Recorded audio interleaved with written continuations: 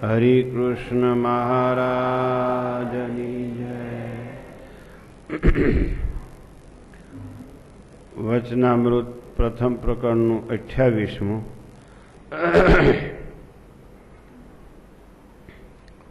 એનો બીજો ભાગ. આ સત્સંગમાં જેને વધારો થયાનો હોય તેને શુભ વાસના વૃદ્ધિ પામે છે.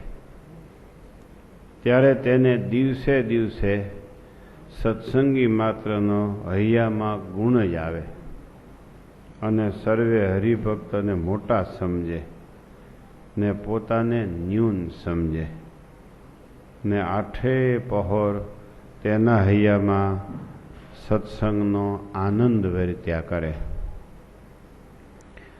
એવા લક્ષણ જ્યારે હોય ત્યારે જાણીએ જે શુભ વાસના વૃદ્ધિ પામી છે અને તે જેમ જેમ વધુ સત્સંગ કરે તેમ તેમ વધુ સમાસ થતો જાય અને અતિશય મોટેપને પામી જાય છે. એવી રીતે શ્રીજી મહારાજ વાત કરીને જય સચ્ચિદાનંદ કહીને પોતાને આસને પધાર્યા.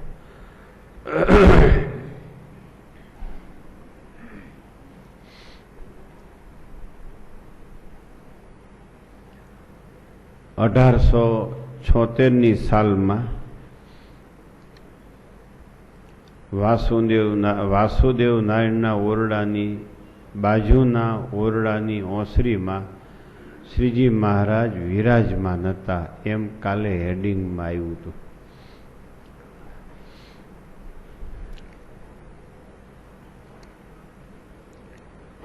સંતોને જમવાની પંક્તિ થઈ હતી. એ પંક્તિમાં શ્રીજી મહારાજે વાત કરી છે.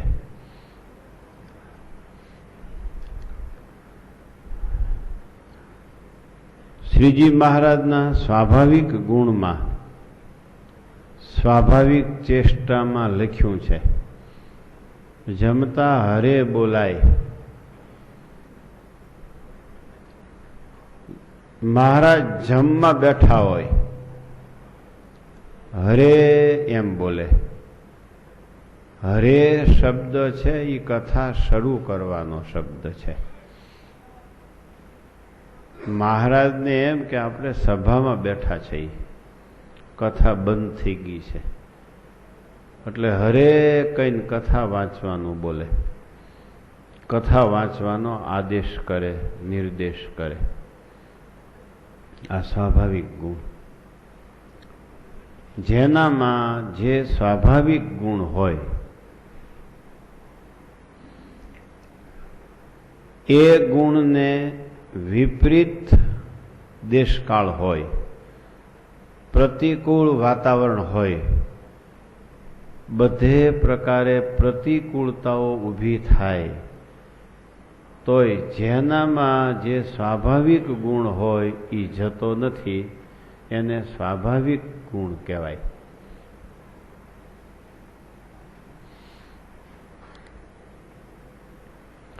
અહીંયા જમવાની પંક્તિ થઈ છે, એમાં જમવાની વાતો કરવાની હોય. ખૂબ પીરસજો, ખૂબ જમજો, ખૂબ એમ દ્યો તાણ કરીને દ્યો. ફલાણા સ્વામીને આપો, બ્રહ્માનંદ સ્વામીને મોઢામાં દાંત નથી તેને દૂધ પાક આપજો, ફલાણાને દાંત છે અને લાડવા દેજો, ખૂબ ખાજો, યજમાનોના નામ લેવાના હોય ને એમ કરવાનું હોય.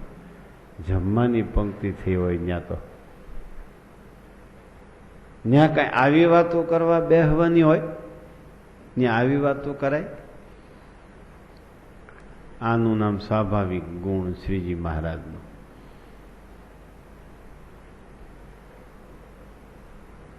જેનામાં જે સ્વાભાવિક ગુણ હોય એ ગુણનું આચરણ કરવામાં એ સમય, સ્થળ, પ્રસંગ કેવો ચાલે છે એ કાંઈ ખબર રહેતી નથી. એ એના સ્વાભાવિક ગુણનું પ્રકાશન કર્યા વગર રહેતા જ નથી. તમારા ઘરમાં તમે બધાના સ્વાભાવિક ગુણ જાણતા હો કે આ હવે આજે આમ કરવાનો છે.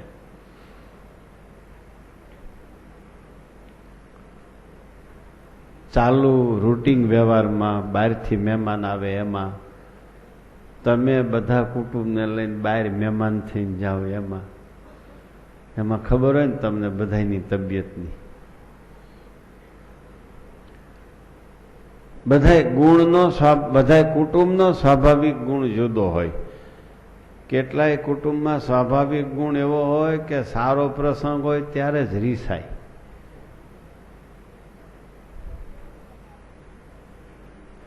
કેટલાય કુટુંબમાં સ્વાભાવિક ગુણ એવો હોય, સારો પ્રસંગ આવે ત્યારે કાંઈ સમાધાન કે ફોર્મ્યુલા કે મિટિંગો કાંઈ ન કરવી પડે, મેળે મેળે ભેગા થઈ જાય.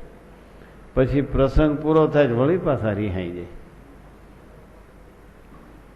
કેટલાય આખું વર્ષ હળી મળી રહે, પ્રસંગને આગલે દી રિહાઈને બેસે. અને ગમે એમ કરો તો એ સ્વાભાવિક ગુણ પ્રમાણે વર્ત્યા વગર રહે જ નહીં. આ સ્વાભાવિક ગુણની વ્યાખ્યા. જેને સ્વાભાવિક ગુણ જે દ્રઢ થયો જીવપૂર્વક, એને કોઈ સમય સાથે લાગતું વળગતું નથી, કોઈ પ્રસંગ સાથે કાંઈ લેવા દેવા નથી, કોઈની લાજ મર્યાદા મોબત દાબ એની સાથે કાંઈ લેવા દેવા ન હોય, એને સ્વાભાવિક ગુણ કહેવાય. અહીંયા જન્મની પંક્તિ થઈ છે, એમાં મહારાજે જીવાત્માના કલ્યાણની વાત કરી છે, શરીરના કલ્યાણની નહીં. સમજાય છે? આ શ્રીજી મહારાજનો સ્વાભાવિક ગુણ. આવો ભજન ભક્તિનો કથા વાર્તાનો સ્વાભાવિક ગુણ બની જવો જોઈએ. એને કાયમ જીવાત્માના કલ્યાણનું અનુસંધાન જ રહ્યા કરે.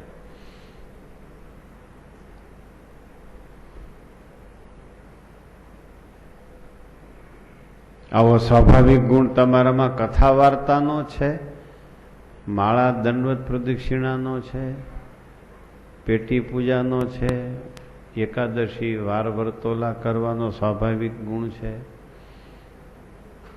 બીજાનો અવગુણ લેવાનો સ્વાભાવિક ગુણ છે, બીજાનો ગુણ લેવાનો સ્વાભાવિક ગુણ છે, સેવા કરવાનો સ્વાભાવિક ગુણ છે તમારામાં, કે સેવા કરાવવાનો સ્વાભાવિક ગુણ છે.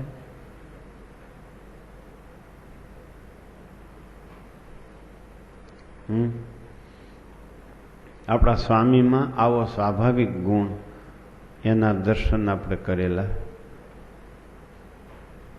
પ્રવચન, કથા, વાર્તા, ઉપદેશ તો સભાખંડમાં જ હોય. સ્વાભાવિક એવી માન્યતાઓ આપણી છે. આ તો ભોજનાલયમાં પંક્તિ બેઠી છે, ત્યાં ઉપદેશ શરૂ કર્યો મહારાજે. આપણા સ્વામી સભા મંડપમાં આવી વાતો કરી લેતા હતા, જમતા જમતા કથા વાર્તા કરી લેતા હતા, દાંતણ કરતા કરતા વચનામૃતની વાતો મંડે કરવા. તો દાંતણ 5-10 મિનિટનું અડધી કલાકે થઈ જાય. પધરામણીમાં, સીમમાં, વગડામાં, બળદ ગાડામાં બેઠા બેઠા, મોટરમાં બેઠા બેઠા, ખેતરમાં, વાડીએ, સીમ, વગડો, રસ્તો,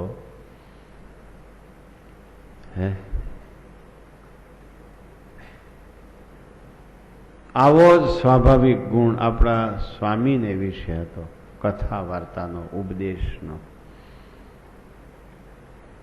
અને સ્વાભાવિક ગુણ થાય પછી નાની સભા કે મોટી સભા, સામે શ્રોતાઓમાં યુવાન છે, વૃદ્ધ છે કે બાળક છે, સમજે છે કે નથી સમજતો, અમલમાં લેશે કે નહીં લે, એ કાંઈ એને લાગતું વળગતું નથી. એમ માને છે વાવી દ્યો બી, વરસાદ થશે તે દી ઉગશે. બી વાવી દ્યો, વરસાદ થશે તે દી જરૂર ઉગવાનું છે. આ સ્વાભાવિક ગુણ. અહીં આપણે બધા ભેગા થયા છીએ એમાંય ક્યારેક ક્યારેક બધાયનો સ્વાભાવિક ગુણ બહાર આવી જતો હોય છે. પાછો મલપા હમાડી દે, વળી પાછો બહાર કંઈક કાઢે. સ્વયંસેવકો, વ્યવસ્થાપકો, મહેમાનો, એમ મહેમાનોમાં જરાક સ્વાભાવિક ગુણ આવી જાય ને. હું એમને નથી આવ્યા, પત્રિકા આવી હતી. તેવડ વિના પત્રિકા ન મોકલતા હો તો આવી હતી એવડી એવડી પત્રિકાઓ, અહીંયા ક્યાંય ધડો નથી. આવું તેવડ વગેરે ન કરતા હો તો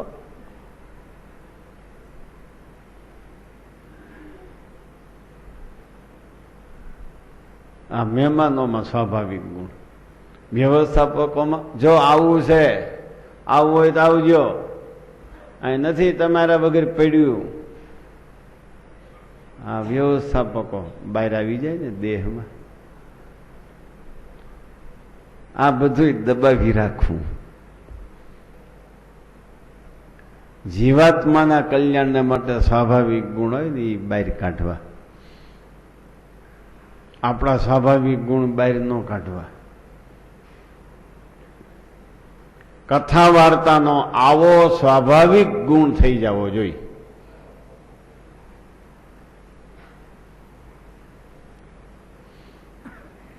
તમે જ્યાં ભેગા થાવ, મંદિરે ભેગા થાવ, બજારમાં ભેગા થાવ, દુકાનમાં ભેગા થાવ, ધંધા ઉપર ભેગા થાવ, કોઈના પ્રસંગમાં સત્સંગી મળે, પૂછો આજ કયું વચનામૃત વાંચ્યું, ભક્ત ચિંતામણીનું કયું પ્રકરણ વાંચ્યું. બસ તમે સંસારી નથી, ગૃહસ્થ નથી. જેમ સ્મશાને આભળવા જાઓ, કાંઈ લાગે વળગે નહીં, જવું પડે. એમ જાનમાં ગયા, ચાંદલામાં ગયા, માંડવે ગયા, વાસ્તુ બીજે ત્રીજે શુભાશુભ પ્રસંગમાં ગયા, એ કાંઈ તમને લાગતું વળગતું નથી. ઓને ચહેરો જોઈ લીધો, જયેશભાઈ આવી ગયા, હા બસ પૂરું, હવે આપણે એને ત્યાં જવાય, બસ એટલું. બાકી તમે બીજા સત્સંગીને લઈને બેસી જાઓ. વતનામૃત શું આજ વાંચ્યું હતું, આજ ભક્ત ચિંતામણીનું પ્રકરણ શું વાંચ્યું હતું. ત્યાં માંડવે વિધિ થતો હોય ત્યાં ડોકા કાઢવા ન જવાય, વીડિયામાં ઉપસવા માટે આગ્રહ ન રખાય. અમે ત્યાં ન જાઓ તો ગરધણી રાજી થાય, કાંઈ ટ્રાફિક તો ઓછો. ત્યાં માંડવે બહુ ટ્રાફિક હોય.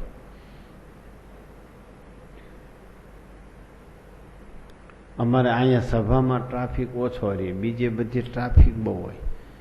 વધારેમાં વધારે અહીંયા ટ્રાફિક રહી, અહીં ના પાડવી પડે. આ રાજસી સાધન ખરા ને, આ અહીં બહુ ટ્રાફિક રહી. આજે આ લોકોએ વાયર હરખા કર્યા. હું હવામાં પૂછવાનો હતો કે આ માળાની જેમ પડ્યું છે તે આમ રખાય કે તમારી થિયરી છે આ? પણ આજ હરખા કર્યા. સાંજ સુધી તો માળો ન હોય પંખીડાનો. એટલે હું બે દી થયા વિચાર કરતો હતો કે આ માળાની જેમ રખાતું છે કે આ લોકોની થિયરી જ આવી છે. પણ આ થિયરી બદલી ખરી.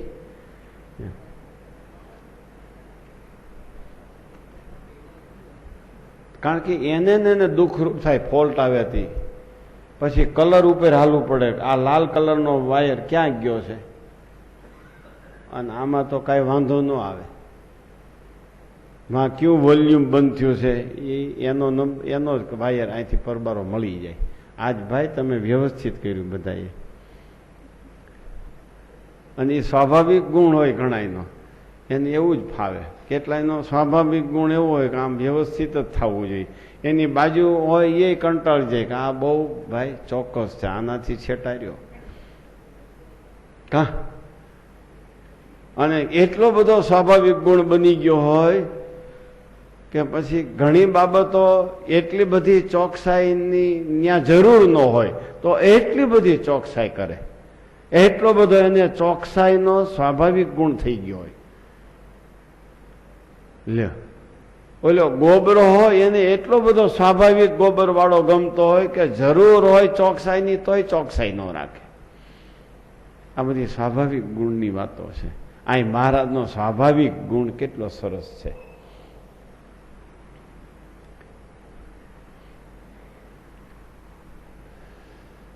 સમજણ?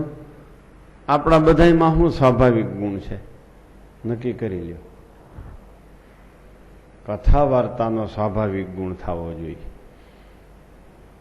બસમાં બેસો, પોર્ટફોલિયામાંથી છાપું નહીં નીકળવું જોઈએ, વચનામૃત નીકળવું જોઈએ. પોર્ટફોલિયામાંથી ચિત્રલેખા ન હોવી જોઈએ. તમારી બાજુની બસમાં, બાજુની સીટમાં બસમાં બેઠો હોય ને એને એમ લાગે કે આમાં છાપવું છે, તમારા પોર્ટફોલિયાને અડે તો એને પસ્તાવો થવો જોઈએ, એટલે આમાં છાપવું નથી. એને તમારા પોર્ટફોલિયામાં હાથ નાખીને પસ્તાવો થવો જોઈએ.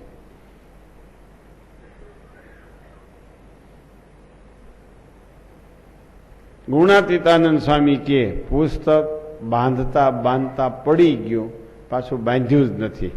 પુસ્તકને બંધન બાંધવાનું હોય વાંચ્યા પછી. તે એકવાર બાંધતા બાંધતા હાથમાંથી પડી ગયું સ્વામી કે વચનામૃત, તો પાછું એ બાંધ્યું જ નથી. કારણ કે પુસ્તક બાંધીને મૂકી દઈ તો ભગવાનને કઈ સંભાળવા.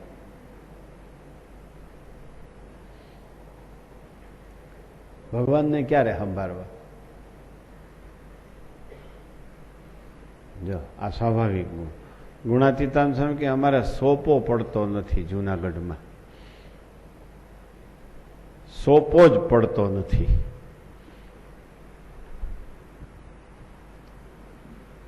સોપો પડતો નથી એટલે શું? આ સૌરાષ્ટ્ર વાળા તો સમજે, પણ આ ભરૂચ વાળા સમજતા હશે. સોપો પડતો નથી એટલે શું? આખું ગામ સૂઈ જાય એને સોપો પડી ગયો કહેવાય. નકર આ મુંબઈ વાળા ન્યા જઈને ડિક્શનરીમાંથી જોયે કે આ સોપો આવ્યું હતું. સ કાઢો, સ ઉપર જુઓ. સોપો પડવો એટલે બધાને સૂઈ જવું. એમ સ્વામી કે, ગુણાતીતાન સ્વામી કે અમારા કથા વાર્તામાં સોપો પડતો નથી એટલે બંધ થતી નથી. સંતો અને ગ્રંથને સોવડાવી દેતા નથી. અમે અખંડ ભજન કીર્તન કથા વાર્તા પ્રવચનો ઉપદેશ બધું ચાલુ જ છે, ચાલુ જ છે. આ નામ સ્વાભાવિક ગુણ કહેવાય. તમારામાં જે નિયમની દ્રઢતા થઈ, એ નિયમને પ્રતિકૂળ ગમે એવા વાતાવરણ આવે તો પણ એ નિયમમાં ફેર ન પડે. એ નિયમ તમને સ્વાભાવિક બની ગયું.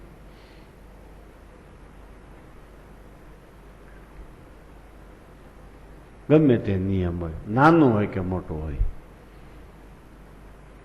એમ જમવાની પંક્તિમાં શ્રીજી મહારાજ વાત કરે છે. ક્યાં વચનામૃતમાં સ્વાભાવિક ગુણની વ્યાખ્યા છે? બોલો, તમારામાંથી કોઈ વચનામૃતનો ક્રમ કહેશે?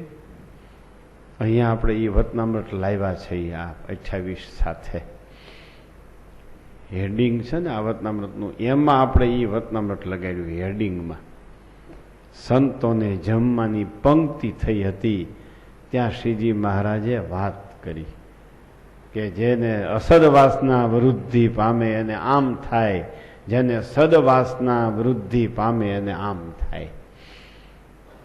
બોલો, ઊંચો હાથ કરો તમારામાં કોઈને જો આ વચનામૃતનું સ્વાભાવિક ગુણનું વચનામૃત કયું છે? આ સભામાં કોઈને ખબર? મધ્ય પ્રકરણનું 39મું. ઇન્સર્ટ વાળા નથી, ચોયણી વાળા છે. એ સફારી વાળા નથી. આમાં સફારી વાળાની સાફાઈ કાયમ ન આવે. આમાં કૃપા જ કામ કરે. આમાં ફેક્ટરી વાળાઓની ફેક્ટરીના ભૂંગળા બંધ થઈ જાય.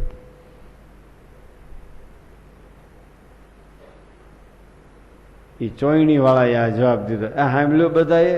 કોન્ટ્રાક્ટરો અહીં મોટા મોટા બેઠા છે, ભરૂચના, અમદાવાદના, હજી કેટલાય કોન્ટ્રાક્ટરો અમદાવાદના રસ્તામાં છે. આમાં અભ્યાસ કામ કરે, અભ્યાસ સાથે ગુરુ કૃપા કામ કરે. મધ્ય પ્રકરણનું 39મું વચનામૃત, એમાં સ્વાભાવિક ગુણની વ્યાખ્યા કરી છે. જેનામાં જે સ્વાભાવિક ગુણ હોય એને ગમે એવી વિષમતાઓ ઊભી થાય, વિષમ દેશકાળ આવે તો પણ એ સ્વાભાવિક ગુણથી ચલાયમાન ન થાય, એને કહેવાય સ્વાભાવિક ગુણ. નિંદંતુ નીતિ નિપુણા યદિ વાસ્તુવંતુ લક્ષ્મી સમાવિશતુ ગચ્છતુ વા યથેષ્ટમ અદ્યૈવ વા મરણમસ્તુ યુગાંતરે વા ન્યાયાત પથ પ્રવિચલંતિ પદમ ન ધીરા. આવું કોઈ કવિએ લખ્યું છે.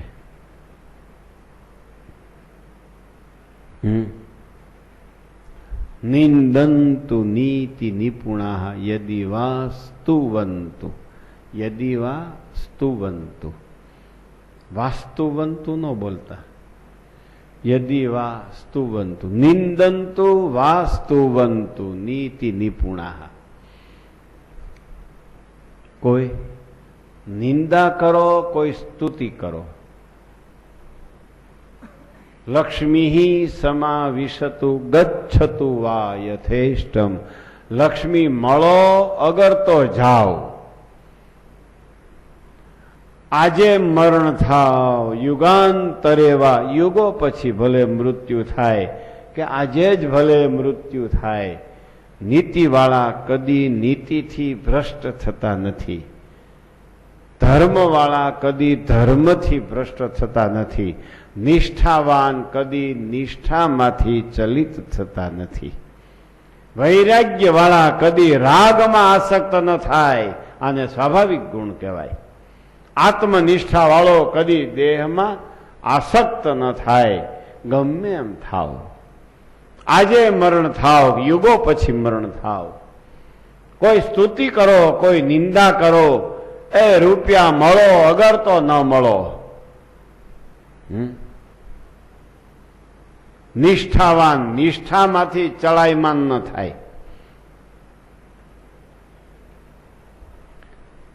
એને સ્વાભાવિક ગુણ કહેવાય.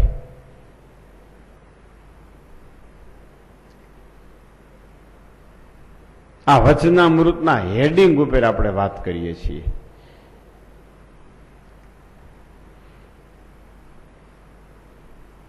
અને પછી શ્રીજી મહારાજે પોતાના સ્વાભાવિક ગુણ ત્યાં બતાવ્યા. 4 પોતાના 4 સ્વાભાવિક ગુણની ત્યાં વ્યાખ્યા કરી છે.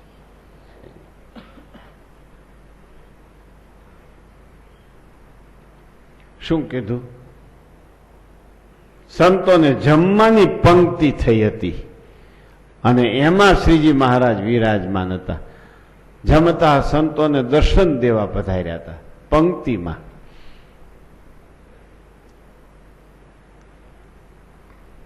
પંક્તિ થાય ત્યાં શું વાતો કરવાની હોય? ખૂબ જમાડજો, ખૂબ જમજો, મોઢામાં જો મોઢામાં. અરે 2 જણા પકડીને નાખી દો, પીરસી દો કા.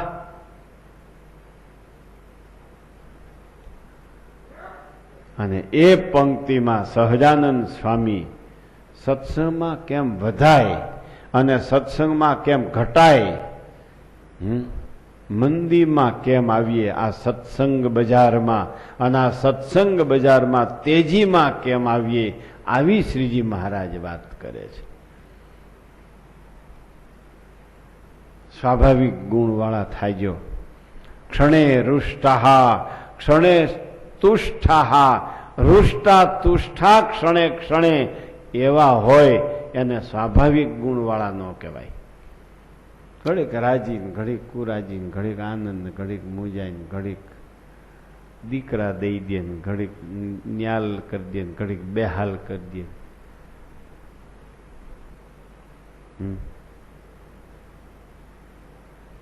એમ ન થવું.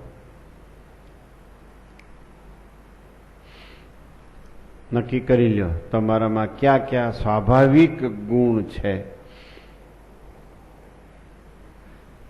આપણી બેલેન્સની આપણને ખબર હોવી જોઈએ. ખોટની ખબર ન રાખો. કેવળ ખોટની ખબર રાખશો ને તો તમે બિલકુલ લઘુતા ગ્રંથિમાં ખેંચાઈ જશો, અપૂર્ણપણામાં વયા જશો. મારું શું થશે, હું ક્યાં ધામમાં જઈશ, મારી શી ગતિ થશે, આવી લઘુતા ગ્રંથિના વિચારોથી તમે ખાડામાં પછડાટમાં વયા જશો.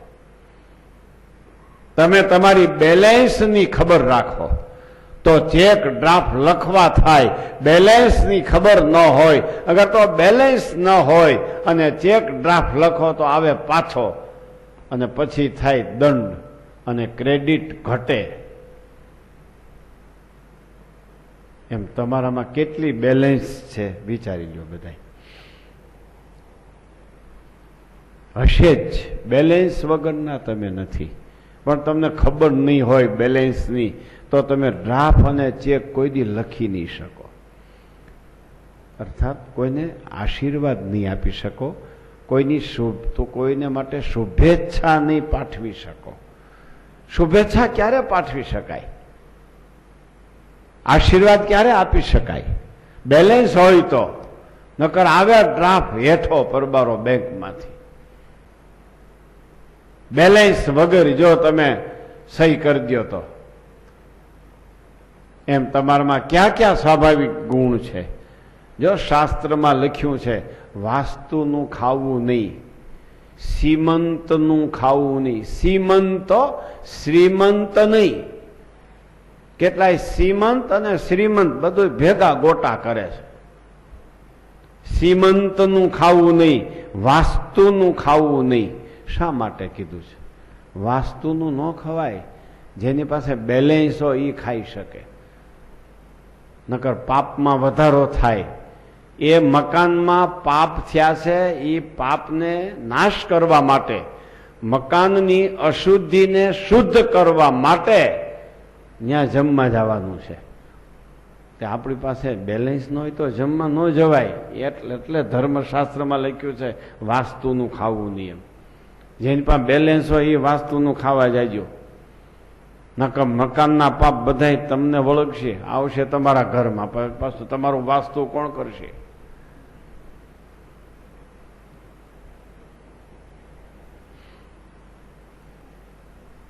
સમજાણું? એટલે તમારામાં બધાયમાં કાંઈક ને કાંઈક સ્વાભાવિક સદગુણો છે, સ્વાભાવિક કલ્યાણકારી ગુણો છે. પણ જ્યાં સુધી તમે તમારી રીતે નક્કી ન કરો ત્યાં સુધી તમને ખબર ન પડે કે મારામાં ક્યાં સ્વાભાવિક ગુણ છે.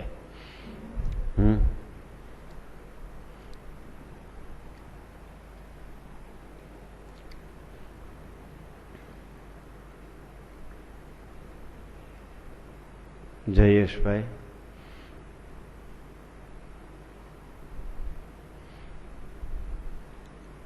લઘુતા ગ્રંથિ જ્યાં સુધી ન મટે ત્યાં સુધી જીવ દશા ન મટે. હવે બેલેન્સની હું વાત કરું.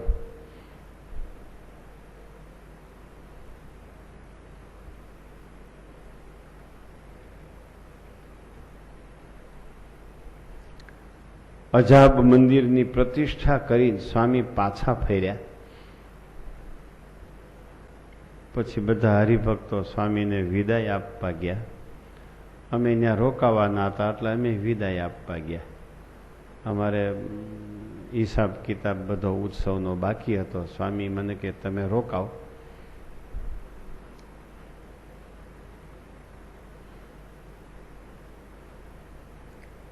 અમે રોકાઈ ગયા, સ્વામીને વિદાય આપવા ગયા.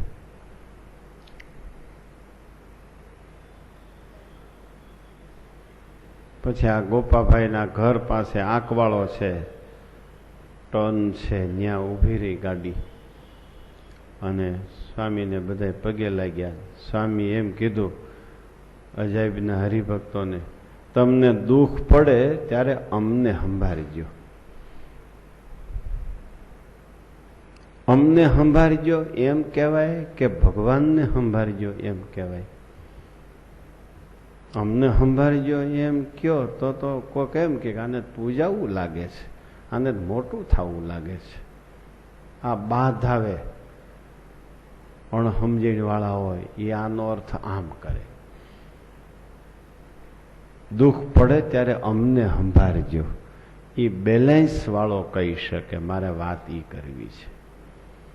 જેને બેલેન્સ નથી ને એ ભગવાન માથે નાખી દે કે હું ખાલી છું, તમારી પાસે કાંઈ છે તો આનું કરી દો.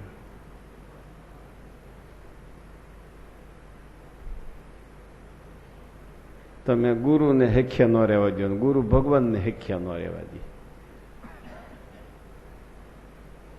તમે ગુરુને કીધા કરો કાંઈક હવે મહારાજને કયો, કાંઈક કયો, તે મહારાજ ગુરુ મહારાજને કહે ભાઈ આનું કાંઈક કરી દો, આ મારું પીવે છે ને તમારું પીવે.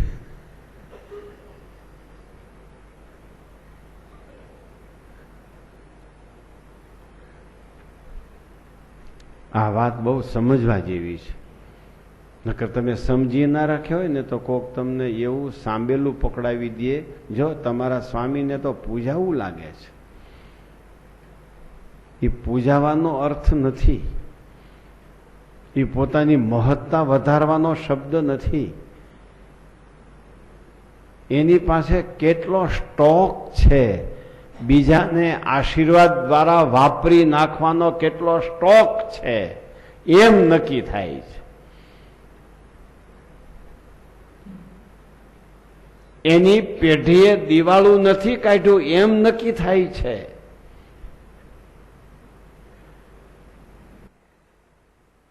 ખ્યાલ આવ્યો? એની મિલકત લીલામ નથી થઈ એમ નક્કી થાય છે. એટલે એમણે કીધું કે તમને દુઃખ પડે ત્યારે અમને સંભાળજો. અને આ જ વાતાવરણમાં એક સત્સંગીને વાડીએ કૂવામાં ઉતર્યા હતા. આ જ વાતાવરણમાં મહિના દિવસની અંદર જ એક સત્સંગી કૂવામાં ઉતર્યા હતા અને માથેથી લાકડું પડ્યું પરબારું, માથે કાંઈ ન થયું. નકર કૂવામાં ઉતરે એને માથેથી નાની કાંકરી પડે ને એ બહુ લાગે, કારણ કે નીચે આવે ને એટલે. આમ કાંકરો ચડતો હોય તો એટલો એનામાં જોર ન હોય, ઉપરથી નીચે પડે એ કાંકરામાં બહુ જોર હોય. હોપારી જેવડો કાંકરો પડે ને કૂવાને તળિયે ઊભો હોય એને તોય બહુ વહમો લાગે. અને આને લાકડું પડ્યું માથા ઉપર તોય કાંઈ ન થયું. આનું નામ પેલી બેલેન્સ આડી આવી. કોની? કે દુઃખ પડે ત્યારે અમને સંભાળજો, એની બેલેન્સ આડી આવી. જો એમ તમારી બધાની પાસે બેલેન્સ છે, પણ ખબર છે તમને?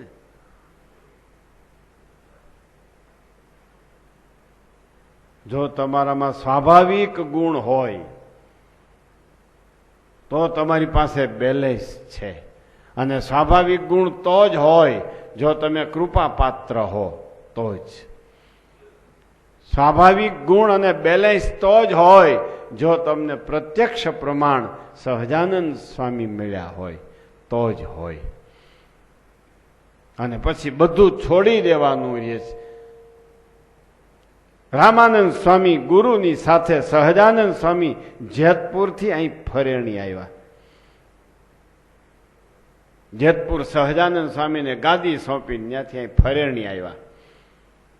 ફરેણી આવીને એકાદ મહિનામાં પોતે મનવાડ ગ્રહણ કર્યો રામાનંદ સ્વામીએ અને અંતર ધ્યાન થયા.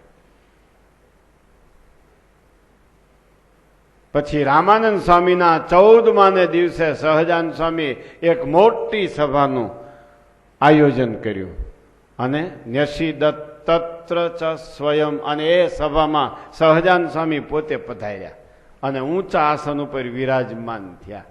રામાનંદ સ્વામીના 25,000 અનુયાયીઓ સહજાનંદ સ્વામીને અમે તમારા છીએ એવી પ્રતિજ્ઞા લેવા માટે એકઠા થયા હતા. 25,000 અનુયાયીઓ.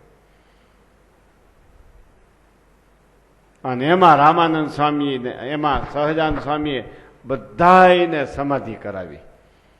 ધૂન બોલો, બધા ધૂન બોલ્યા. સ્વામિનારાયણ સ્વામિનારાયણ સ્વામિનારાયણ સ્વામિનારાયણ નારાયણ સ્વામિનારાયણ સ્વામિનારાયણ. આ ધૂન બોલાવી અને સમાધિ થઈ ગઈ. બધાને એમ થયું કે આ નામ ક્યાંથી? સહજાનંદ સ્વામી નારાયણ મુનિ એવું અમે પીપલાણામાં સાંભળ્યું, અમે લોજમાં સરજુદાસ સાંભળ્યું, છપૈયામાં અમે ઘનશ્યામ હરિકૃષ્ણ નીલકંઠ સાંભળ્યું. આ સ્વામિનારાયણ આ શું? આ શું? એમ વિચાર થયો તો આ બધા સમાધિમાં વહી ગયા. અને સમાધિમાં સહજાનંદ સ્વામીના દર્શન અક્ષરધામના સિંહાસનમાં વિરાજમાન હતા એના થયા દર્શન. તેજ તેજ જ્યાં તેજ અંબાર તેજોમય જન તન તેનારે તે તેજ મધ્યે સિંહાસન શોભે ત્યાં બેઠા બહુ નામી રે. ત્યાં દર્શન થયા સહજાનંદ સ્વામી દિવ્ય સ્વરૂપે. અને પછી સમાધિમાંથી ઉઠ્યા તા ત્યાં વેલા સોનીને ત્યાં ફરેણીમાં જે બેઠા હતા એ એટલે આ તો અક્ષરધામમાં હતા એ જ અહીંયા છે. આ તો અક્ષરધામમાં હતા એ અહીં વેલા હોની ત્યાં બેઠા છે. ઈ જ છે. બંદરોની વાતું મીડ્યા કરવા. એલા જોતો ખરો ઈ જ છે ને? તો કે ઈ જ છે જે અક્ષરધામમાં છે ઈ જ આ છે. આવો બધાને દ્રઢ નિશ્ચય થયો. પછી સહજાનંદ સ્વામી કીધું એકોહમ બહુ શ્યામ અહમ સ્વયં સ્વામિનારાયણોસ્મી. હું પોતે સ્વામિનારાયણ છું. લોકે વેદે ચ કથિત. લોકમાન વેદમાં મારું બધે નામ છે, પણ મને કોઈ જાણતો નથી. બધાને દિવ્ય ભાવ આવી ગયો અને બધાએ સ્વમતનો, સ્વજાપનો, સ્વ ઉપાસનાનો, સ્વ વિચારોનો ત્યાગ કરીને એક વિચાર ગ્રહણ કર્યો. હે મહારાજ, અમે બધા તમારા છીએ.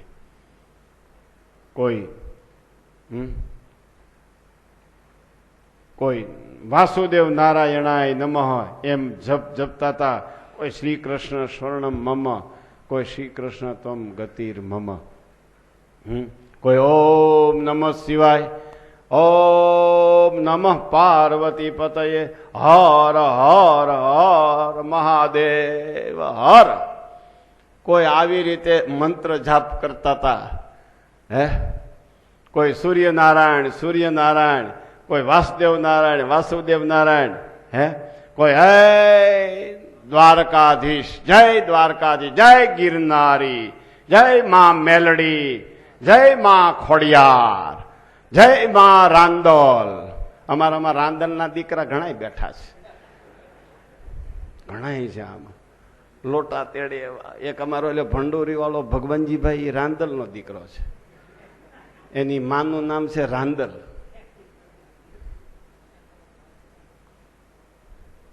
આવા બધા હવની રીતે મંત્રનો જાપ કરતા હતા. આ બધા પોતપોતાના જે કાંઈ મંત્ર જાપ હતા એને છોડી દીધા અને એક સહજાનંદ સ્વામિનારાયણ ભગવાન એનો આશરો કરી લીધો ફરેણીમાં. એની પાસે બેલેન્સ હતી સર્વોપરી શક્તિની. એકોહમ બહુ શ્યામ, હું એક છું. બહુ સ્વરૂપો એ બધા મારા થયેલા છે, જેદી તેદી. આવી એની પાસે બહુ મોટી બેલેન્સ હતી સર્વોપરી શક્તિની. એટલે સહજાનંદ સ્વામીએ કીધું કે તમે સ્વમતનો ત્યાગ કરીને, સ્વગુરુઓનો ત્યાગ કરીને, સ્વમાન્યતા, સ્વ ઉપાસના, સ્વ વિચારોનો ત્યાગ કરી એક મારું શરણું ગ્રહણ કરો. એકોહમ બહુ શ્યામ, હું સ્વામિનારાયણ ઉર્ધ્વ બાહુ સ્વામિનારાયણો વિજય તેતરામ એ અહીં ફરેણીમાંથી પ્રાદુર્ભાવને પામ્યા સ્વામિનારાયણ. આ સ્વાભાવિક શક્તિની વાત હું કરું છું, સ્વાભાવિક ગુણની વાત કરું છું. અને આપણે બધા એ સભામાં હતા, પણ કાંઈક થોડુંક ડાપણ કર્યું વળી પાછા રોદા લઈ છે. વળી આ રોદા શબ્દ ગુજરાતીને સમજાવવો પડશે. નકર અમારા નિરંજનભાઈ કે આ રોદા કઈ બજારમાં મળે છે?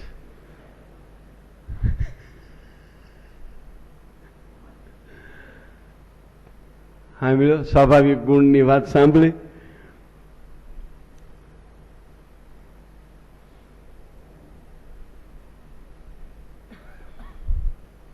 આપણા સ્વાભાવિક ગુણની તુલા કરવી હોય, માપ કરવું હોય, તો આપણને કોણ મળ્યા છે એના ઉપર થાય.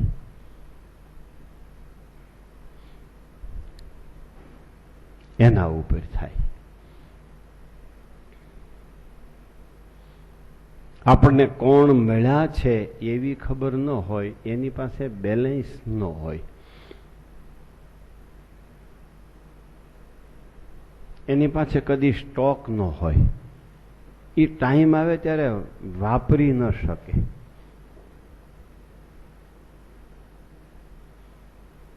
ઓલી રાજાની દીકરી હતી ને, ઓલા સોસાયટીની શેરીમાં ધૂળમાં રમતી હતી.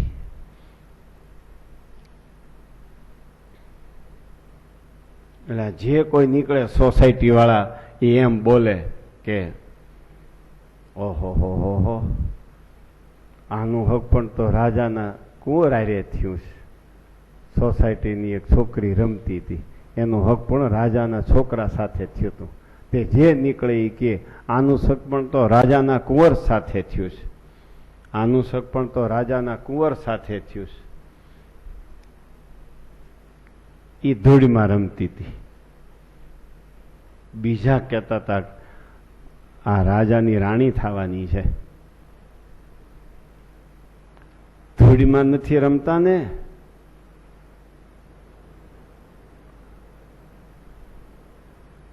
ધૂળ એટલે શું?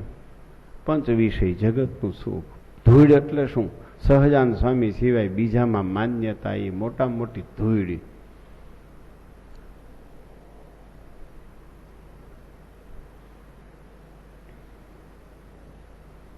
બીજામાં માન્યતા થઈ એનું નામ જ ધૂળ. કોઈને દીકરા માટે, કોઈને રૂપિયા માટે, કોઈને કાંઈ, કોઈને કાંઈ. એ આ ખાલી ભજન ભક્તિનો સંપ્રદાય નથી. સકામ ભક્તોને માટે અહીં વ્યવસ્થા છે બધી સ્વામિનારાયણ ન્યા. સકામ માટે અહીંયા જ વ્યવસ્થા છે, નિષ્કામ માટે અહીંયા જ વ્યવસ્થા છે. હવે તમારે ક્યાં બાપુ પાસેથી હું લઈ લેવું છું? ક્યાં દેવ પાસેથી હું લઈ લેવું છું? બોલો. કઈ મા પાસેથી હું લઈ લેવું છું? મા દીકરો દે આ બાપ દીકરો ન દે? એટલે રાંદલના લોટા તેડો, તમે તો કઈ જાત છો? અને રાંદલની વ્યાખ્યા કૃપાનંદ સ્વામીએ તોરી ગામમાં કરી. તોરી ગામના સત્સંગી રાંદલના લોટા તેડતા હતા. તે કૃપાનંદ સ્વામીએ વાત કરી કે આપણે સ્વામિનારાયણ નથી, રાંદલના લોટા ન તેડાય. પછી રાંદલની વ્યાખ્યા કરી. રાંદલ એટલે સૂર્યનારાયણના ધર્મપત્ની. એને એના માવતર જવું હતું. તે સૂર્યનારાયણ કે ભાઈ હમણાં આ બધી મોસમ ચાલે છે, માંડવી ભેળી કરવી, ના ઘઉં વાવવાના સિઝન છે, અટાણે ન જાવ તો સારું, પછી થોડીક નવરાશ મળે પછી જાયજો. તો ઓલી રાંદલ કે ભાઈ હવે હારા દિવસોમાં અમને ન જવા દો ઘરે માવતરને ત્યાં, તો પછી અમારે શું ભાઈ? હે હવાદ શું અમારે હારા દિવસોમાં તો ભીમી ગયા કે ગોકળ આઠમી એમાં અમને ન જવા દો માવતરને ત્યાં. તો કે ભાઈ અટાણે અનુકૂળતા નથી, પછી આટે 2 દી વધારે રોકાજો. હવે આ તો સ્ત્રી હઠ, અને તમને તો અનુભવ હોય આ બધો. સ્ત્રી હઠે ભરાય તઈ કેવું થાય, તમારી મૂછું હેઠી નમી જાય.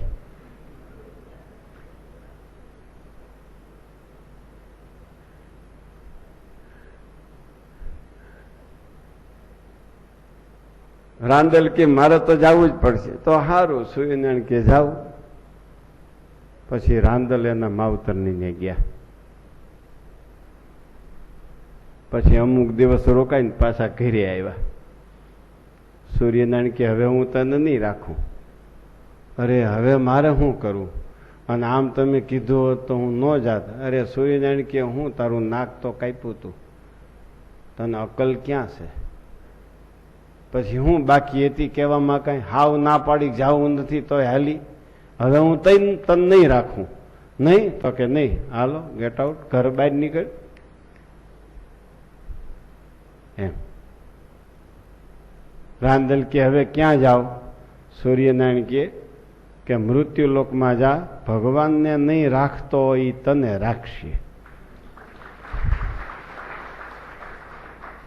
આ તેદુની માં રાંદલની પધરામણી તમારે ત્યાં થઈ, અમારે ત્યાં નહીં હો.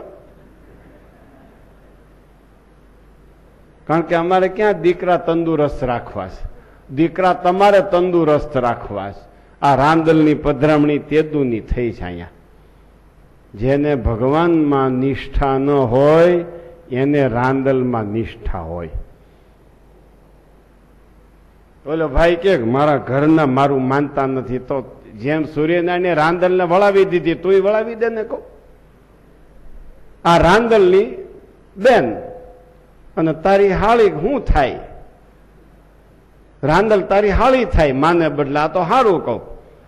એ કે મારા ઘરવાળા મારું કયું નથી કરતા, પછી લોટા હું કહું પડતી એને વળાવી દે ને તું.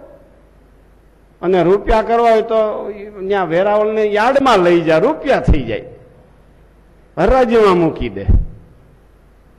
આ હું વાતો કરું તમને કેમી લાગતું છે? આ નિષ્ઠાની વાતોમાં આમ જ બોલાય.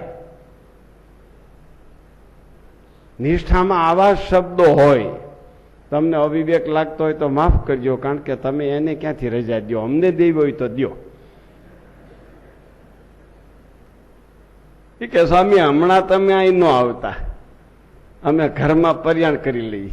કા રસોઈ દેવી હોય તો બધું ન્યા પર્યાણ થાય, પાછું સતું થઈ જાય, ન્યાથી પર્યાણ થાય છે. આ પાછો એટલો હોશિયારી ન હોય, ખાલી રસોઈનું નામ લઈને આવે. પછી અમે કે હું રસોઈ કરવી છે, કે તો મારા ઘરવાળાને પૂછવું પડે. નકર બધું પર્યાણ કરીને આવતો હોય તો છતું તો ન થાય કે ઈ કેમ આ ભાઈ કરે છે એમ.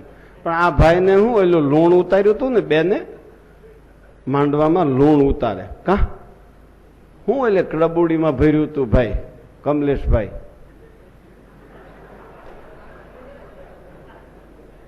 એને આમ હું જો તને નથી ખબર?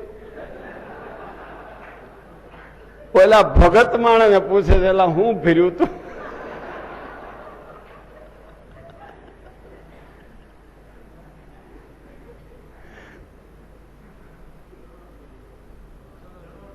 ચણોઠી. પછી આમ વગાડે બેન અને વાહે ફેરવે. કા હું એને કહેવાય લૂણ ઉતારે છે. લૂણ એટલે મીઠું. બેન એમ કે છે કે ભાઈ મારી ભાભી તારી સામે આવીને બેઠી, ત્યાંથી તારું મીઠું ગયું.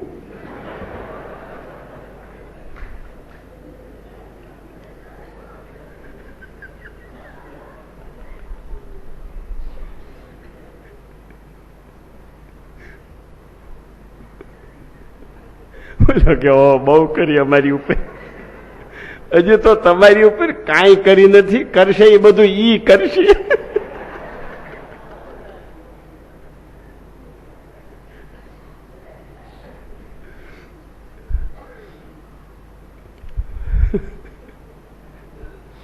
પણ કાંઈ વાંધો નહીં હો, સ્વામિનારાયણ મળ્યા છે ને એટલે તમે કાંઈ બીક રાખતા નહીં.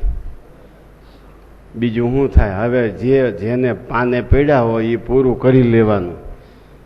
4 દિવાલની વચ્ચે બહાર ન નીકળવા દેવું કાંઈ. એટલા ડાયા તમે, બહાર ન નીકળવા દેવું. ચાર દિવાલની વચ્ચે સુખ દુઃખ જે કાંઈ થાય એ ચાર દિવાલમાં રાખવું.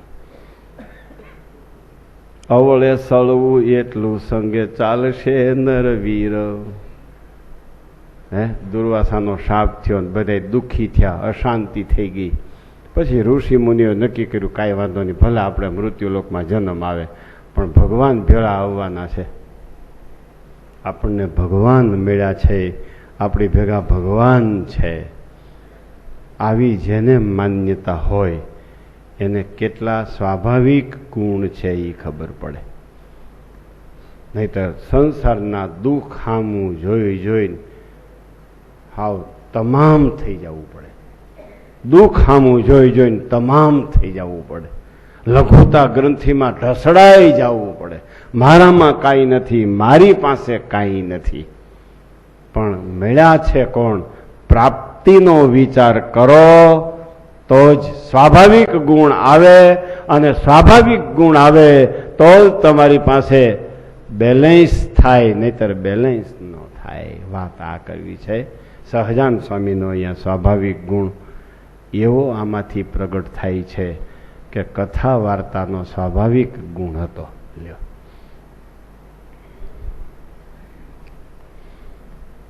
જ્યાં જમવાની જ ઈચ્છા થાય એવી પંક્તિમાં અનેક પ્રકારના મિષ્ટાનનો, અનેક પ્રકારના ફરસાણો પીરસાતા હતા. અનેક પ્રકારના સંભારા, કાચા પાકા, અનેક પ્રકારના બીજા ત્રીજા વાનગીઓ, વ્યંજનો પીરસાતા હતા. જ્યાં મોઢામાં પાણી આવે જોતા વેત એવી પંક્તિમાં સહજાનંદ સ્વામી જીવાત્માનું કલ્યાણ ન થાય, જીવાત્માનું કલ્યાણ કેમ થાય એ અનુસંધાન ભૂલ્યા નથી. ગુણાતીતાન સ્વામી કે ખાતી વખતે શરીરમાં આવી જવાય કીધું છે ને. આ તો સહજાનંદ સ્વામી છે. પોતે જમતા હોય તોય શું, અને બીજાને જમતા જોતા હોય તોય શું.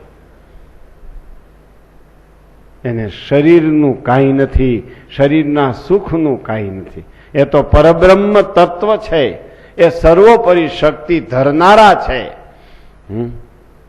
આવો સ્વાભાવિક ગુણ કથા વાર્તાનો રાખજો તો તમારો સત્સંગ શોભશે. કથા વાર્તા વિના તમારો સત્સંગ નહીં શોભે. આ વાત કરી હેડિંગની. હવે વચનામૃતનો બીજો ભાગ.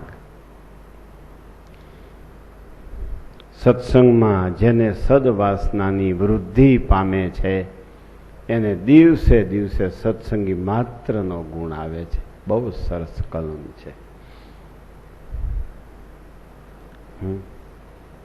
જેને સદવાસનાની વૃદ્ધિ પામે છે એને દિવસે દિવસે સત્સંગી માત્રનો ગુણ આવે છે.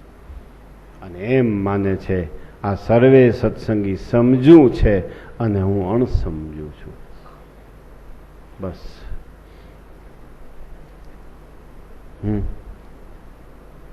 કીર્તન સવારમાં બોલાણું, મેં ગુનેગાર તેરા,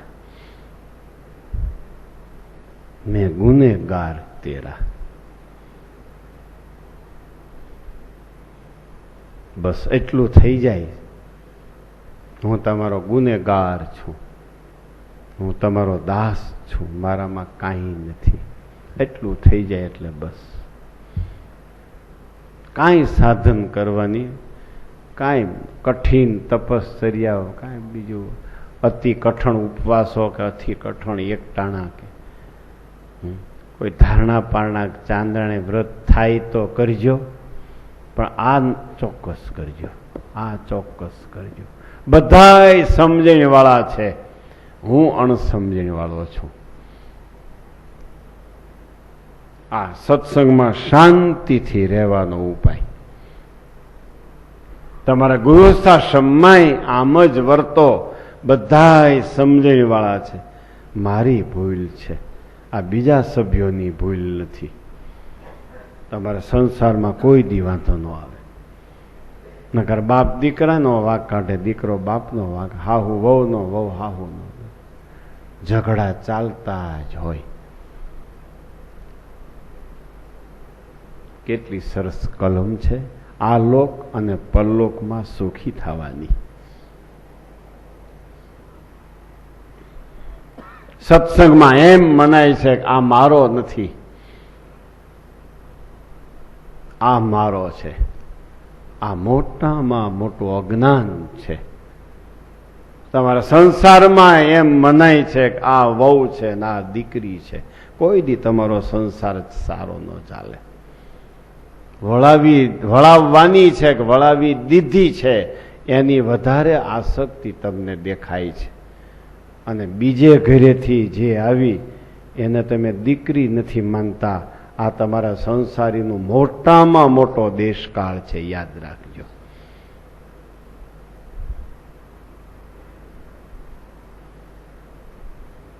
કારણ કે આની ભેગા રહ્યો છો એટલે અબખે પડી ગયા છે. દીકરીઓ વહી ગઈ એટલે એ દૂર વહી ગયા. દૂર વસ્તુ છે એ બહુ મીઠી લાગે છે.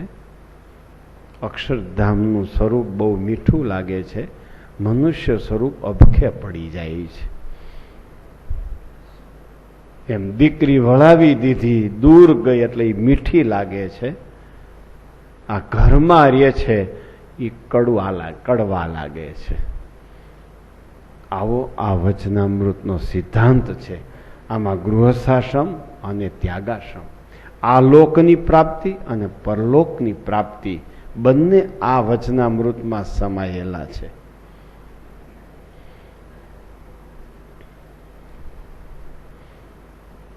દ્રષ્ટિ બદલે છે તમારી? બદલે છે દ્રષ્ટિ? ન બદલે. એવી જ દ્રષ્ટિ હોય.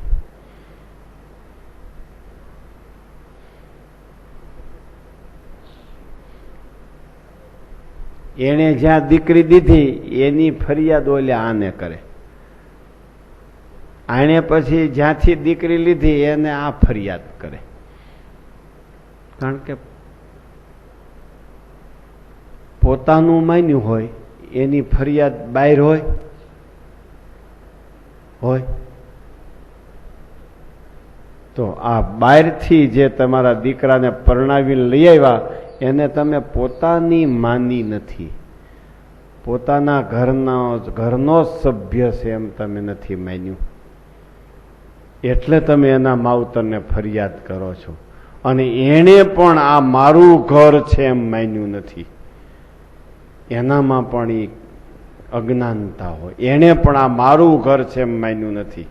એ વાતમાં એના ભાઈઓ, એના દીકરા, એના ભાઈઓ, એના મા બાપ એના જ વખાણ કર્યા કરે. એનું ઘર, એનું ફ્રીજ. અમારે ત્યાં કોઈ દી ફ્રીજ ખોટકાતું નહીં. આ તમારું કોઈ દી હાલતું નથી.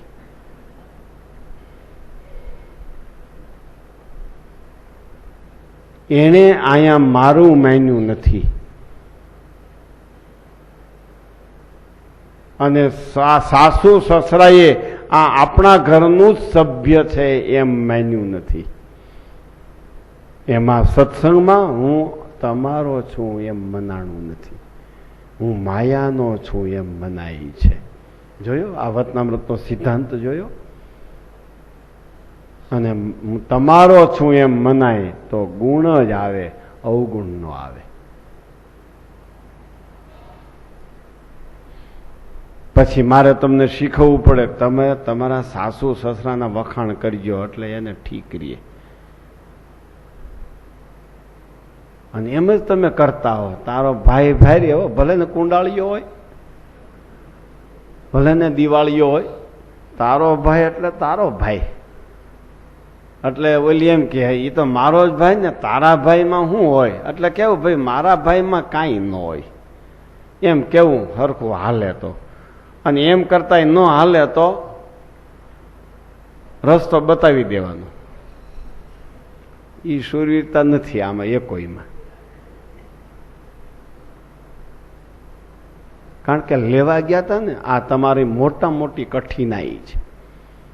આ તમારા કોઈક દુશ્મન છે, તમારા વડવા, કે તમારે લેવા જવાની પદ્ધતિ કરી, ત્યાંથી તમે હારેલા છો. આ વેપારમાં એમ જ છે ને, તમે માલ લેવા જાઓ એટલે શું થાય? 5 રૂપિયા ઊંચા દેવા પડે. અને ઈ તમને દેવા આવે તો 5 રૂપિયા ઊંચા તમે લ્યો, ઓછા દો 5 રૂપિયા.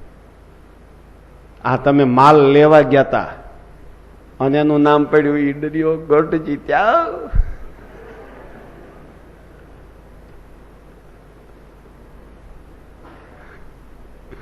હવે જે થયું હવે સભ્યતાથી વિવેકપૂર્વક આમાં લખ્યું એમ મારી ભૂલ છે, તમારી કોઈની ભૂલ નથી. બહુ સરસ તમારો સંસાર ચાલશે, તમારું દાંપત્ય બહુ સારું શોભશે અને એવી રીતે રહેશો તો તમે ભક્તને જન્મ આપી શકશો. બસ એમ જ આ સત્સંગમાં આ બધાય સમજે છે, હું સમજતો નથી. બસ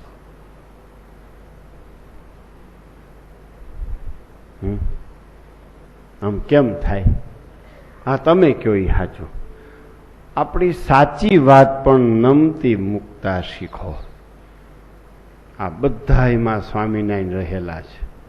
સ્વામિનારાયણ એને તરત પ્રેરણા કરશે કે આમણે એની સાચી વાત પણ ઢીલી મૂકી દીધી છે, હવે તું સમજી જા.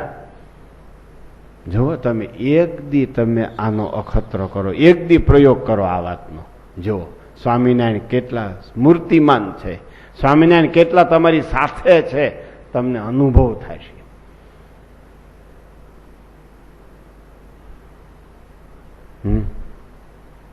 પ્રથમનું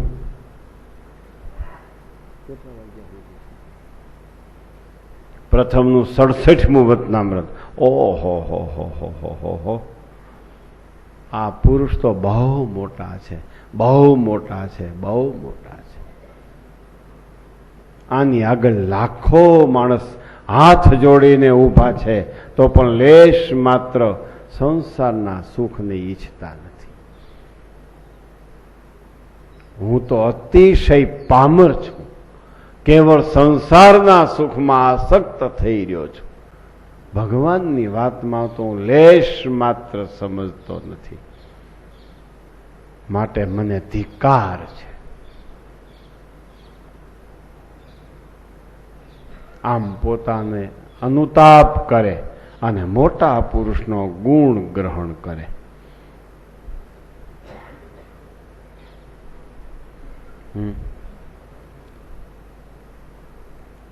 સમજાય છે?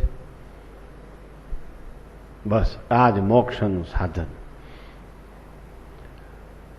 બીજું કાંઈ કઠિન સાધનો થઈ શકે એમ નથી, અને કઠિન સાધનોની અપેક્ષા છે. આ કેવડું અજ્ઞાન છે. આમાં કોઈ પણ પ્રકારનું સાધન નથી, કોઈ કઠિનતા નથી, કોઈ મુશ્કેલી મહેનત નથી. બેઠા બેઠા ગુણ લેવાનો છે. આ તો અતિશય મોટા છે, આની આગળ લાખો માણસ હાથ જોડીને ઉભા રહે છે તો લેશ માત્ર સંસારના સુખની ઈચ્છતા નથી. હું તો અતિશય પામર છું, કેવળ સંસારના સુખમાં આસક્ત થઈ રહ્યો છું. ભગવાનની વાતમાં તો લેશ માત્ર સમજતો નથી, માટે મને ધિક્કાર છે. લ્યો,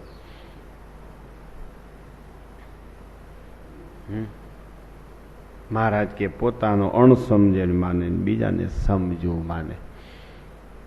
એ થઈ શકે. કારણ શું? સદવાસના વૃદ્ધિ પામી છે, સદવાસના વૃદ્ધિ પામી છે. એટલે હામું જે અરીસો છે એમાં ગુણનું જ પ્રતિબિંબ પડે, સદવાસનાનું જ પ્રતિબિંબ પડે. ઓલો અવગુણ લેનારો છે એને હામા ભક્તમાં પોતાના અવગુણનું પ્રતિબિંબ પડ્યું છે, પોતાની અસદવાસનાનું પ્રતિબિંબ એમાં પડ્યું છે. હામા ભક્તમાં અવગુણ નથી, હામા ભક્તમાં અસદવાસના નથી, સામા ભક્તમાં દેહભાવ નથી. પોતાનો દેહભાવ બીજામાં દેખાય છે. એમાં ગુણ આવે છે ને, ગુણ એને સદવાસના છે. સદવાસના વાળો છે એટલે ગુણિયલ છે, એટલે બીજા ભક્તમાં એને ગુણ જ દેખાય. જો આ શરીરની સામું જુઓ ને કોઈનો અવગુણ આવે જ નહીં. એક જ હાવ સાદી ભાષામાં વાત કરી દો. ગુણાતીતાનંદ સ્વામી કે વિષ્ટા પર્યંત આ શરીર ધોવડાવે છે. આપણી વિષ્ટા ધોવી પડે છે. આપણે આ કોઈ ભક્તની વિષ્ટા આપણે ધોવી પડે છે? આપણું શરીર આપણને વિષ્ટા સાફ કરાવે છે. આ કોઈ ભક્ત આપણને વિષ્ટા સાફ કરાવે છે? બસ.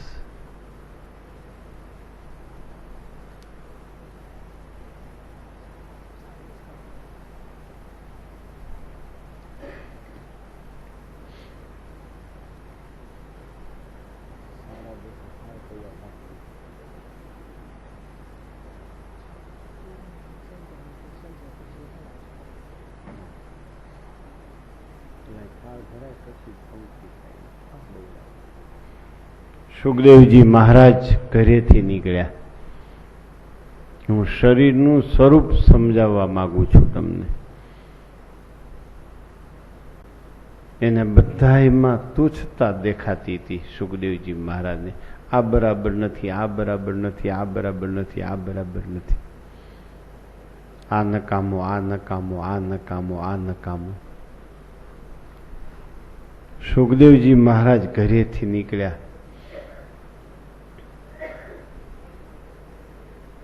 વ્યાસ ભગવાને કીધું પાછો વળ બેટા, પાછો વળ, પાછો.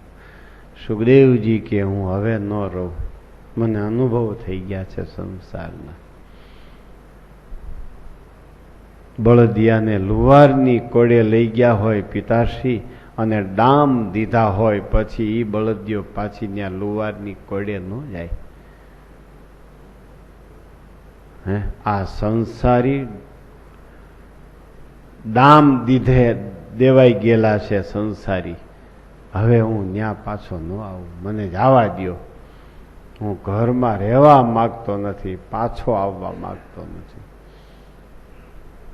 ત્યારે વ્યાસ ભગવાન કે છે જા બેટા, ખુશીથી જા.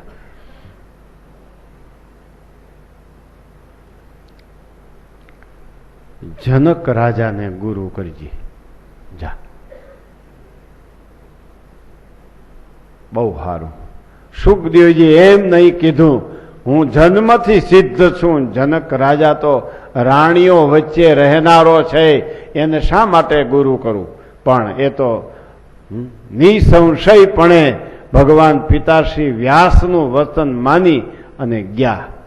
રાજા જનકને કીધું શિષ્યસ્તેહમ સાધિમામ ત્વામ પ્રપન્નમ. હું તમારો છું, મને ઉપદેશ આપો. હું તમારો છું, મને કંઈક કયો. સુખદેવજીને જનક રાજા કહે છે કે તને શિષ્ય બનાવું, પેલા નકામી વસ્તુ ગોતી નાખ. જા, નકામી વસ્તુ ગોતી નાખ પેલા. સાંભળજો ભાઈ, ઝોલા ખાવા માંડ્યા નથી ને કોઈ. બીજું ઓછું રાખવું એટલે ઝોલા ઓછા ખવાય, બીજું ઓછું ખાવું ને એટલે ઝોલા ઓછા ખાવા પડે, બીજું વધારે ખાવ એટલે ઝોલા હોત વધારે ખાવા પડે.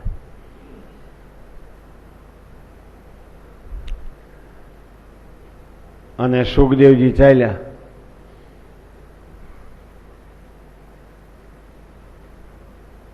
જે નકામી વસ્તુ હતી ની મીંડા લેવા. આ લાકડું નકામું, ના પાણો નકામો, ના પથ્થર નકામો, ના ધૂળ નકામી, ના ઝાડવું નકામું. બધાએ બોલે ભાઈ અમે બધાય કામના છે. હકીકતે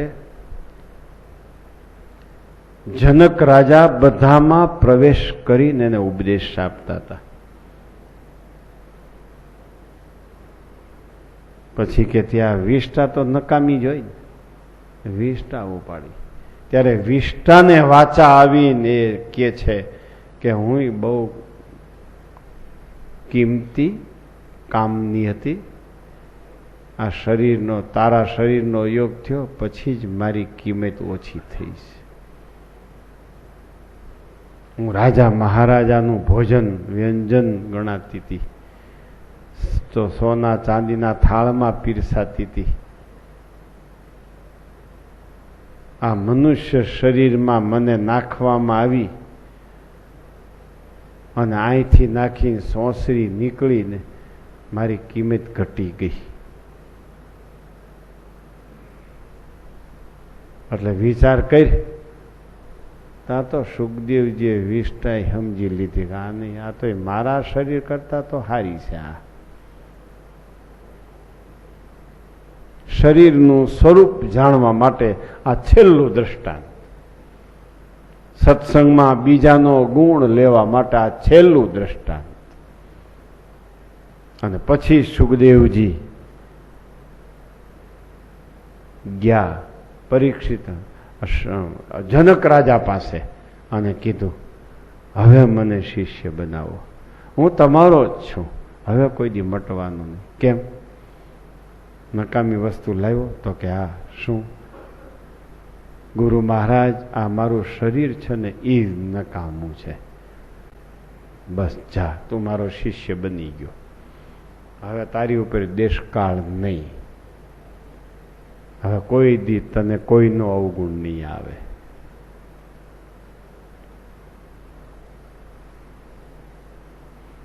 બીજાનો અવગુણ આવે છે, પોતાના શરીરનું સ્વરૂપ જાણ્યું નથી. બીજાનો અવગુણ આવે છે, પોતાના સંબંધીનું સ્વરૂપ જાણ્યું નથી. ગુણાતીતાનંદ સ્વામી કહે, પંચ વિષયનું રૂપ જેવું છે એવું જણાય તો ભોગવી શકાય નહીં.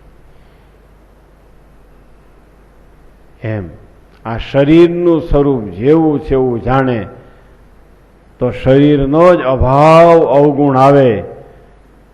ઘરના સભ્યો, સત્સંગના સભ્યો, મંડળના સભ્યોનો કેદી અવગુણ ન આવે.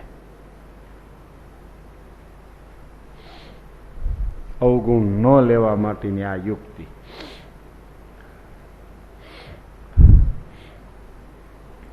સમજાય છે?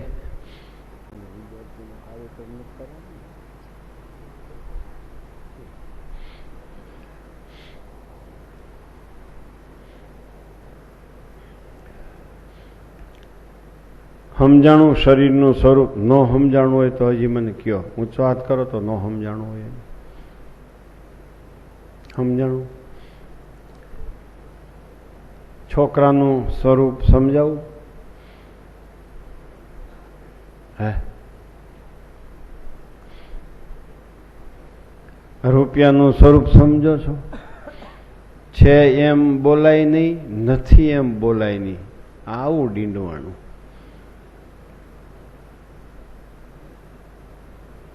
છે એમ બોલો તો દુબળો હગો માગવા આવે, રૂવે આવી તો તમારે મોટો ઘૂમટો કાઢવો પડે, મોટી પોક મૂકવી પડે કે હું તો હુંય મરી ગયો છું. છે એમ બોલાય નહીં, નથી એમ બોલો તો આબરૂ જાય.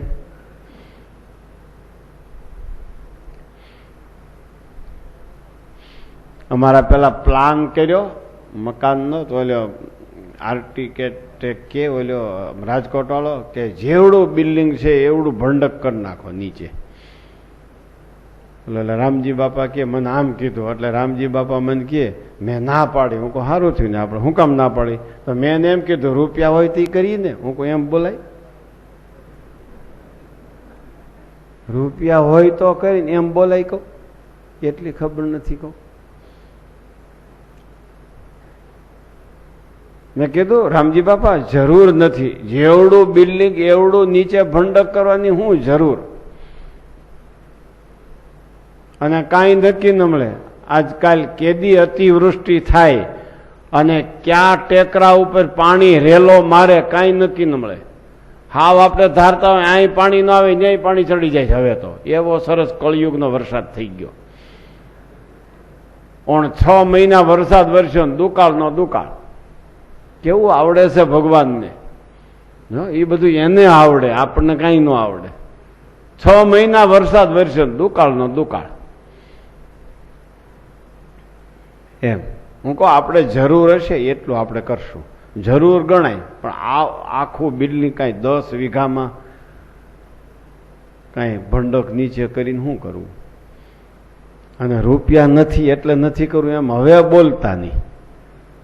આ રૂપિયાનું સ્વરૂપ છે એમ ન બોલાય, નથી એમ ન બોલાય. નથી એમ બોલો તો આબરૂ જાય. આ રૂપિયાનું સ્વરૂપ લ્યો, એનું સ્વરૂપ સમજો તો એનો અવગુણ આવે, ભક્તનો અવગુણ ન આવે. કદાચ ભક્ત સાથે વ્યવહાર કર્યો હોય તોય, ભક્ત સાથે ઘસાણા હોય તોય ભક્તનો અવગુણ ન આવે, રૂપિયાનો અવગુણ આવે. દીકરો શ્રાદ્ધ નાખે હોય તો, પણ અક્ષરધામમાં જવું છે એને શ્રાદ્ધની ક્યાં જરૂર છે?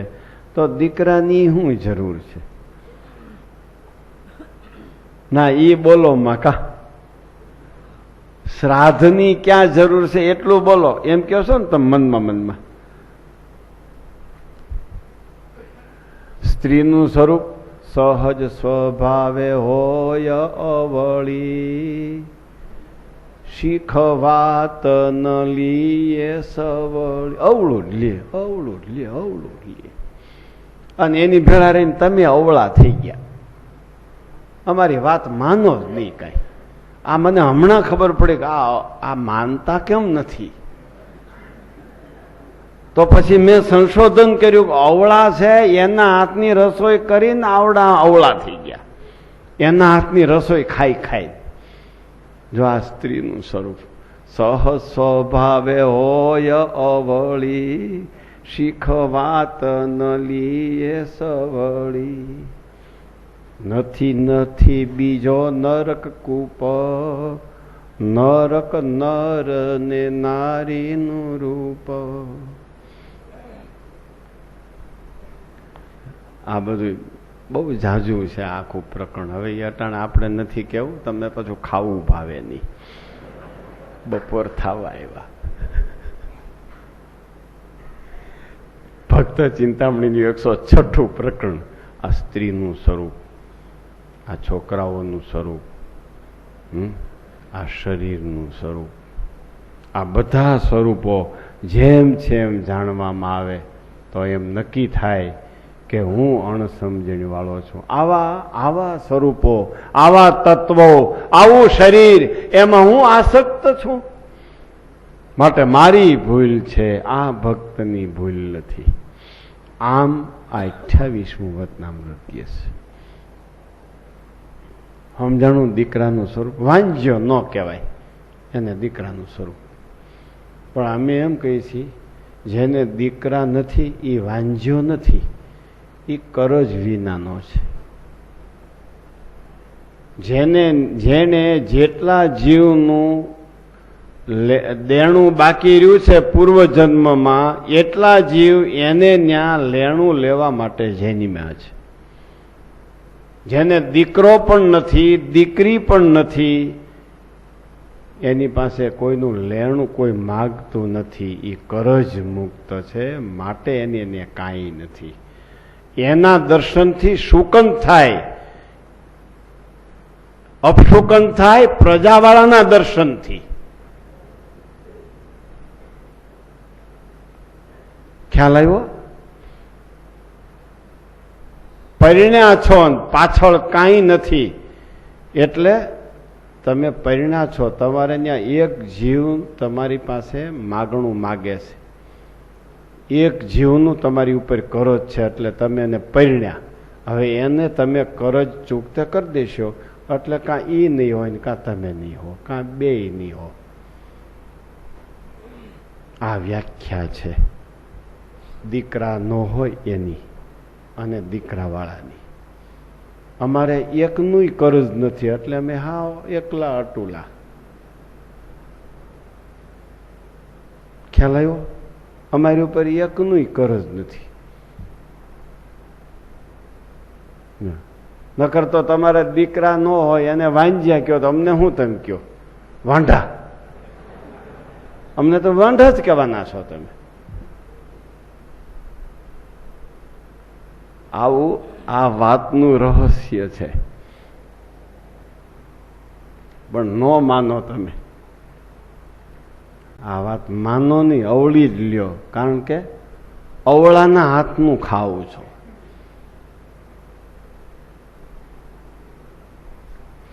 હું ભાઈ સમજાણું બીજા નંબરે બેઠા એ ભાઈને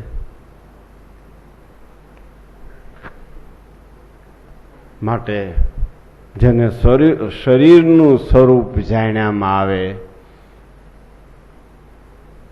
એને કોઈ દિવસ બીજા ભક્તનો અવગુણ ન આવે, બીજાનો જ અવગુણ આવે. બીજાનો જ ગુણ આવે, પોતાનો કોઈ દિવસ ગુણ ન આવે. બીજાનો જ ગુણ આવે, પોતાનો કોઈ દિવસ ગુણ ન આવે. પોતાનો જ અવગુણ દેખાય, બીજાનો જ ગુણ દેખાય. આ શિબિરમાં આજની કથામાં જ આ બધાએ નક્કી કરી લ્યો. મારી ભૂલ છે, તમારી ભૂલ નથી.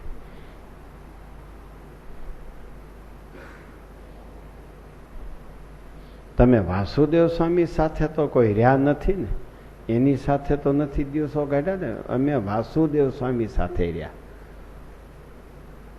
જેમ કરો એમ આડું લી, જેમ કરો એમ અવળું લી, કોઈ રીતે હરખું ન આવવા દે.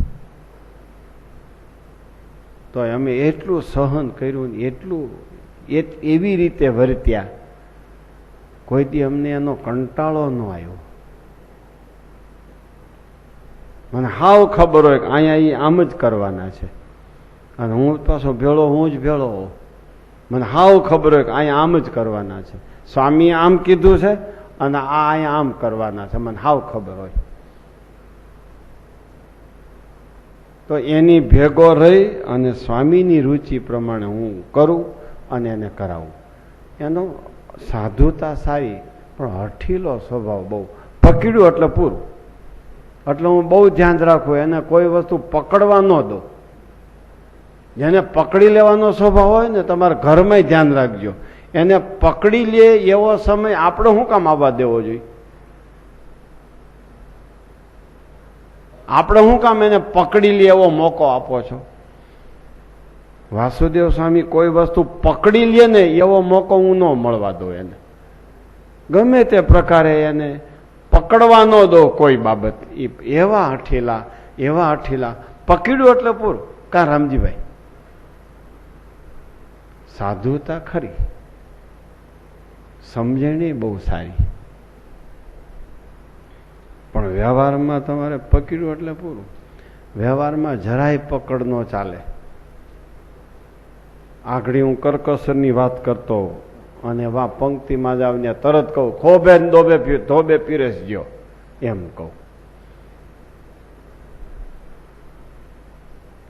હે, લોભમાં વિવેક રાખો, કરકસરમાં વિવેક રાખો, વાપરવામાં વિવેક રાખો, ભેગું કરવામાં વિવેક રાખો. વ્યવહાર આવો અટપટો છે. ઉદાર થાવ, ઉડાવ ન થાવ. કરકસરિયા થાવ, લોભી ન થાવ. આ વ્યવહારના પોઈન્ટ છે. ઉદાર થાવ, ઉડાવ ન થાવ. કરકસરિયા થાવ, લોભી ન થાવ.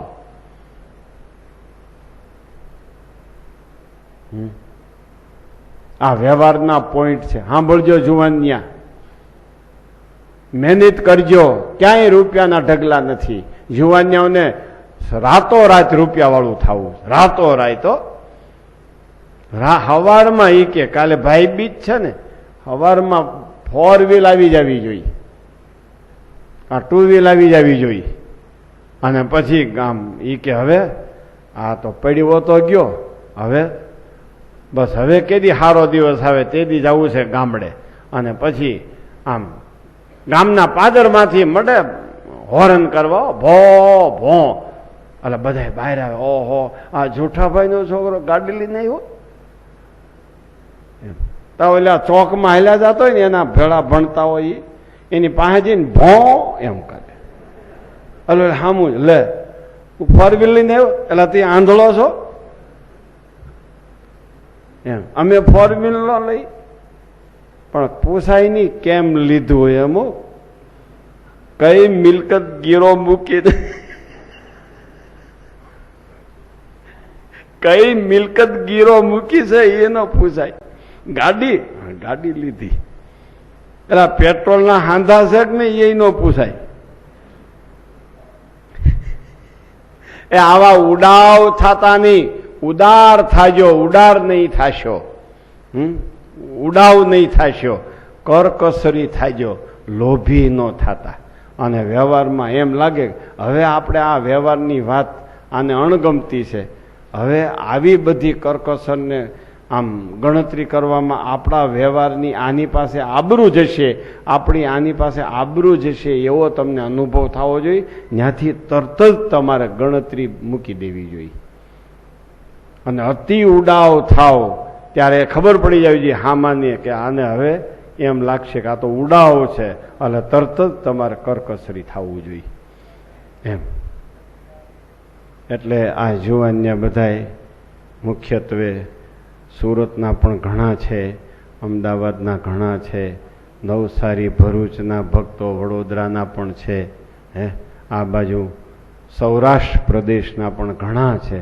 ગુજરાત સૌરાષ્ટ્ર મળીને આ શિબિર શોભાવે છે. પણ વ્યવહારમાં કમ્પ્લીટ થાજો અને મોક્ષ માર્ગમાં તો છેતરાતા જ નહીં. વ્યવહારમાં કમ્પ્લીટ થાજો અને મોક્ષ માર્ગમાં લેશ માત્ર ખામી ન રહેવા દેતા. ત્યારે તમે સાચા સત્સંગી થયા છો એમ નક્કી થાય. બોલો સ્વામિનારાયણ ભગવાન, હરિ કૃષ્ણ મહારાજ.